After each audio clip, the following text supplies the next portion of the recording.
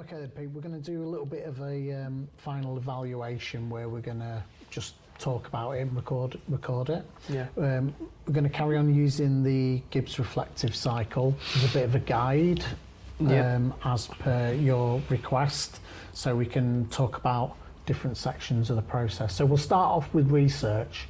We'll keep it that. Can you just tell us what kind of research you did? Like, what did you actually do in terms of research? Well, research was a little bit of a mess, as the top half of it was researching something which I later decided not to do and move on to the photography. After that, I started looking towards more photographers and, looking at certain styles. The one photographer I immediately chose to look at was Yusuf Crash, I think his last name is. I've not a clue how to pronounce his last name. Crash, I think it is. Let's have a little look. We've got it. We've got it somewhere. Got it in front of us anyway, so we can have a little look. Yep. It was Yusuf Kash. Kash, K-A-R-S-H. Yeah. So what was it about, like, what drew you to his work then? What was it? Like, why do you look at that? It was just his particular style of doing things. There was nothing to distract you from the main subject of his photographs, and depending on what people did, it was a less focus on the person and more what they were doing instead, like their role or something like that. Is that something, in terms of style and uniqueness, is that something that you really resonated with? Or, because again, if you think about what the object of this was about, was for you to... It gave me a way to find out what I wanted to do, because it was... What I essentially did was the opposite of it. I went and focused on the person, not the item they did or what they did. Yeah. So how did you feel about researching then? How did you think it went? Like, what were your initial thoughts and feelings about it? Did it go well? Did it not go well? It went well, in my opinion, but in looking at it in hindsight, I could have made it a lot cleaner, a lot conciser. Yeah. In what way then? What would you...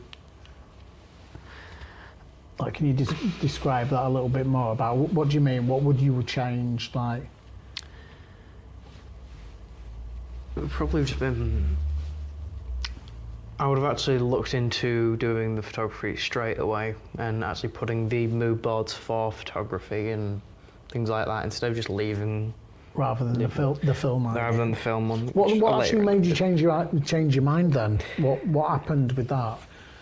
What was kind of one of the, would you say, is one of the biggest contributing factors of you going, I can't do this, I need to think of something else? When I actually started researching it, it kind of it fell flat, because I realised at some point it's going to be too grand of a project. I don't have nearly enough people to actually work it out.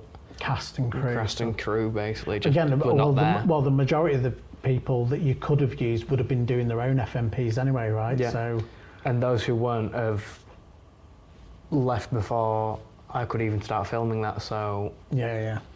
It kind of just turned into okay, I'm going to quick pan to the only other good idea I have. Do you think then research was a good experience or a bad experience? Again, using hindsight now, looking back on it now, do you think... I know you said you felt like you wasted a bit of time with it, but do you think maybe in hindsight that was a good thing? Because how would you have known? Yeah, I think it was an experience I definitely looked for. Well, not looked for, but I enjoyed it in a way, because it let me know where my boundary was for pushing myself with this project. Because my original idea would have been way too grand. So it kind of was a good experience in a way. Okay. So again then, if you could do absolutely anything differently, what would be your biggest takeaway from research? Start doing the photography immediately. Actually spend some time thinking about it first. Yeah. Okay, great. Let's move on to talk about planning and pre-production then, and how that kind of went into that. Can you kind of go through and explain to me what sort of things you actually did for pre-production then? Well, pre-production was mainly getting models, handling legal, and actually finding out where I'm going to be shooting. Yeah. What do you mean by legal? What sort of things did you cover for that? Like consent release forms for models. Yeah. Okay. As they're a bit of a legal necessity if we're doing like just any kind of photo shoots involving someone else. Yeah. Cool. Anything else that you covered in terms of planning? Risk assessments, things like that. Yeah. Cool. So. Again, just to follow the cycle, how did you feel about planning? Like, did things go to plan? Did you enjoy planning? No, it was a bit rushed. Yeah. Would you say then that was... 'cause it appears that it was a bit more of a negative experience. Yeah. It really was. It was just... I tried to rush it out of the way just to go straight onto actual production, and which is something a lot of people do. I think sometimes a lot of people, you know, when you analyse it, kind of underappreciate, should we say, the importance of good planning and organisation. Yeah. How did you kind of, like, what else do you think you could have done then in respects to planning? Slow down and maybe think about it a bit more. Try and just put actually more effort into it, as it kind of just, like I said, it was rushed completely out of the way. Do you think, would it be fair to say maybe you was overconfident? Yeah, I was kind of just pushing towards trying to do production as soon as possible, and give me the camera. Yeah. That was just what it was. It was, I want the camera, I want to go out, I want to actually do the shoots. But so again, would it be more, if we were to say what would be the action plan then, if we were to do this again, what would you do differently? Would it be all around time and project management then? Yeah, it would be more manage your time better, actually think about certain things, don't dead focus and get tunnel vision on doing the production. As even this pre-production and the safety stuff, if that was rushed to a certain point and things were missed out, it could have led to some very big issues in a way, but not many. Well, yeah, again, it's almost that, you know, the old saying of fail to plan, was it? Yeah, fail to plan to fail, isn't it? And I think there's a lot to be said for that. We have learned a lot this year that plans don't always go to plan, and that you need contingency plans and things like that. Would you say you feel how do you feel about planning now then, now you've done it all and you've been through that experience? If I was doing it now, I think it would be a bit more of an enjoyable experience, because I could actually think to myself, okay, take time, I'm going to have an abundance of time to do production later. I don't need to be dead focused on doing it now. Okay, let's talk about kind of, we'll bundle production and post-production together. But again, if you could just describe to us like what you did with regards to production and post-production. Well, the production was just gathering the models I got the forms for and going out and actually doing the shoots, which was haphazard to say the least. It was kind of... What do you mean by that? It were kind of do it as you think it. There was no plan to, okay, I want you looking like this or something like that. It wasn't, okay, it was just as I see the shots, I took them. A bit more candid and... Yeah, it was just, there was essentially no real plan. Right. It was, if I see the shot, I'm taking it. Which So it could have. So done you more. planned for it to be candid. That seems Yeah. quite contradictory. It is really. It would just, we go out and we see what shots we can take. Mm. And it could just do with a bit more of a, okay, that's what I want to do today. I want to get like photos of a certain model, or And you know. how did you feel? How do you feel about that then, in terms of just emotion-wise? Like, were you confident, frustrated? Like, what sort of things were going through your head at the time, and now you look back on it? I mean, at the time, I was very happy with some of the shots I was getting just by doing that, but it did kind of get a little stressful towards the back end, because it was, okay, I need to actually start planning a few shots, because I'm a few sessions in and I've only got a few shots I deem good enough. Deemed good enough. Explore that. What do you mean? Because it sounds like you set yourself quite high standards. Because you could see it in your portfolio. Yeah, there was 72 shots I never used because in my mind it's just, I didn't like how they looked, because they weren't planned. You could tell that they weren't planned. It was just a photo for photo's sake. Right. Just to see if, it looks like a good shot, so I'm going to take it. But you know that. Other Yeah. viewers might not necessarily know that. Yeah. So it was obviously important to you that everything fell into place. Like, Yeah, it was important that they at least looked presentable, is a good enough word, and that it just didn't look like it was taken by someone with utterly no experience or something like that. Just point and shoot sort of thing. I just didn't want it to look like that. I wanted it to actually look... I just wanted it to look actually good enough. Artistic, Yeah, maybe. That's past my standards, I suppose. Pushing yourself and stuff. Yeah. Because again, it's there's a famous T-shirt that I've seen, which I really love. That's everyone's a photographer until, and then it's a picture of the graphic for manual mode. And it's kind of true, right? Yeah. Of when you start learning about the camera and stuff, and you can tell that you're building up the confidence with it. And I think you were quite confident and quite good with it, because otherwise you wouldn't have chosen to do it as an FMP. Yeah. You know, and so, but I think there was something in that analysis of being a bit nitpicky with. I mean, one thing I know is I've always been my biggest critic, is something I've been told, that I've judged myself to a higher standard than I judge other people's work. Why is that? Stuff like that.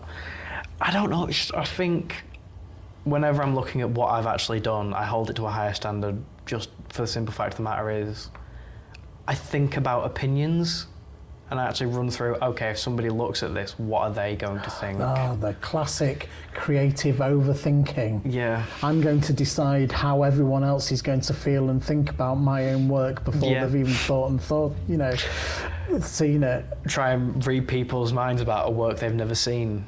So, and I only say this from experience, having done a similar sort of thing to myself.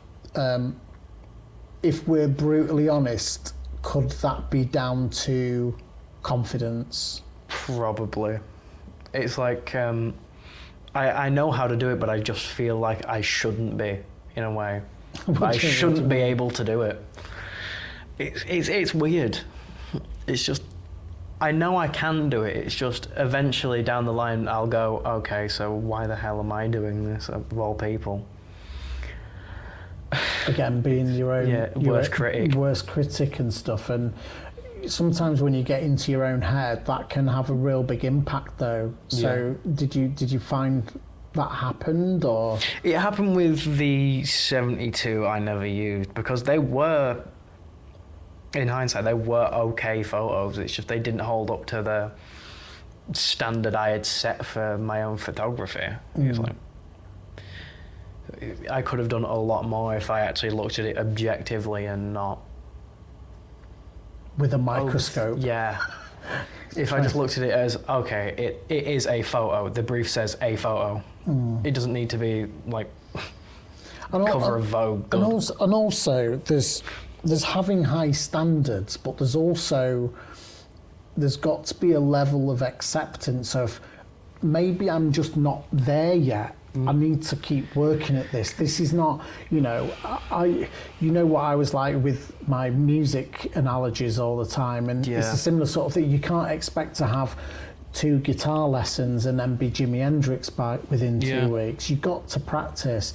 You know, all the greats, whether if they're photographers, musicians or what, in the creative industries, will always say that they're still learning. Yeah, and it's the thing of we've all got to start somewhere, and I only started even thinking about using a camera in what was it, September of last year. Yeah. So, I mean, do you actually even think about photography differently now, having done this experientially? I genuinely now can think about photography and go, oh, I genuinely know how to do this. I'm not.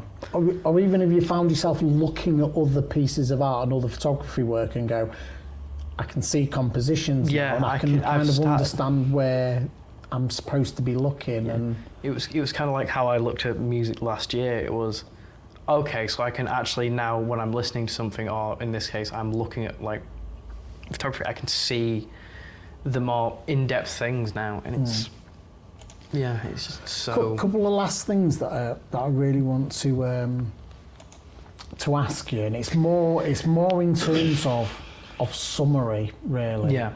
And I want you to think about like your overall experience this year, in terms of from the very, very beginning, and like how you feel things like as your confidence grown, do you think? I think it has, especially with like photography and like just in general, it just has. It's gone certainly up, I'd say. Because I can actually understand how to do things now instead of just seeing the easiest pathway through it and try and go, okay, I can just take a photo, be done. I actually wanted to push myself to that higher standard to try and basically make that confidence correct. Okay.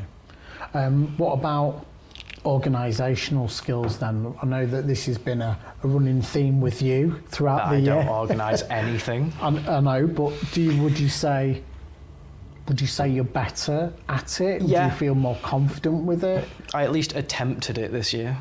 I at least attempt to try and organise things that I have done and will be doing. I try to plan a bit more as well. Again, coming from my own experience, I have to work really hard. I have to try, really, really hard to be organised. But once you know how to do it, it's that thing of like, it becomes easier. Yeah. The more you do it. It started to become easier during the last project, where I can think, okay, so I just need to put this in one of the folders so I know where to find it easier. Again, just workflow and time management and stuff like that. So you can do all the cool bits like grab the camera and spend more time shooting. Yeah. But what would you say then is your strength now after a year's worth of media? I'd say it's just the fact that I can actually, I know I can do this now. It's the fact of I can look and go, okay, so this wasn't wasted. I can do a lot of things now that I couldn't have done before. And one of the main strengths I'd say is I can actually use cameras now. I can actually do it instead of looking at the manual button and being terrified. Yeah, it's giving you a lot of confidence then. Yeah, it's certainly giving me confidence in like my editing and my photography and stuff like that. That's cool. Flip side of that then, what areas do you think still need improving? Planning and organisation. Absolutely. Immediately. I was going to say absolutely no hesitation there, straight in. Yeah. Plan and organisation. So what areas specifically, again, like taking all this into account and, you know, the beautiful hindsight, are there any specifics that you would say, like, you know, maybe pick a couple out, you go, I'd like to be able to do this better, or I'd like to be able to do that better? It's definitely going to be like just the organising, like the photography and stuff like that, because at a point, this is what made me start actually organising my stuff, is I was just looking through it and I was going, where the hell is everything? It was like, I was looking for a photo I edited literally not even an hour ago, and I just couldn't find it. It was just like looking into a wall. So of again, text. the impact on your time management for silly things like that as well, because they are quite silly. It's like if I actually organised it and thought about organising it for like 5 seconds, I wouldn't have wasted that time and actually been able to do things a lot quicker. So if you had to choose a particular skill that you want to continue developing even after this course, what would you say that skill would be? Definitely the editing. The editing, yeah. Again, with AI and new features coming out all the time and stuff, it's quite a complicated space that at the moment. Yeah, which, weird side tangent, I do not agree with AI. I have not used it at any point in this. So again, maybe, going out your way to learn how to do all these things. And I did go out of my way to specifically learn things for Photoshop instead of just going, oh, I'll let AI sort it out. No. Yeah.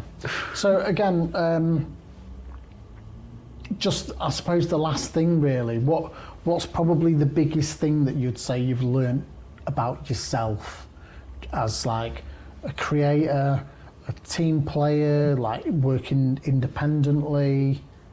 Like what's the biggest takeaways about what you've learned about yourself on this journey this year? Just to know that I can actually do this kind of stuff, because the problem is about being my own worst critic is I just don't think I can, and it's just put that in my head that, oh yeah, I can actually start doing this. I know how to do it, so why not? And would you previously have maybe chucked the towel in, or? Yeah, I would have. It's like, if you told me 2 years ago, oh, pick up that camera and do something, I would have gone, you're mad, no. Yeah. All right, cool. Any final thoughts you want to share about how you felt about it all, or? Just as a whole, it was an enjoyable experience, and it certainly was a learning experience. It just really was. Sometimes it's those stressful moments as well that when you come out of it the other side and you get that opportunity to look back on it, you can really go, do you know what? Even though at the time it felt awful, I learned a lot from that. Yeah. And what happened with this is sometimes when you're that up against the clock, it forces you to go, okay, I need to learn this very quickly. And again, sometimes time constraints and things like that, deadlines, they're important, particularly in this industry. They are important to get used to. So no, I think there's a lot to be proud of this year. And like I say, coming out the other end, it's there's been a lot that you can take from it. Yeah, it's just the phrase we've been using all day, hindsight is 20/20. Yeah. Nice one. Well done, mate. Right.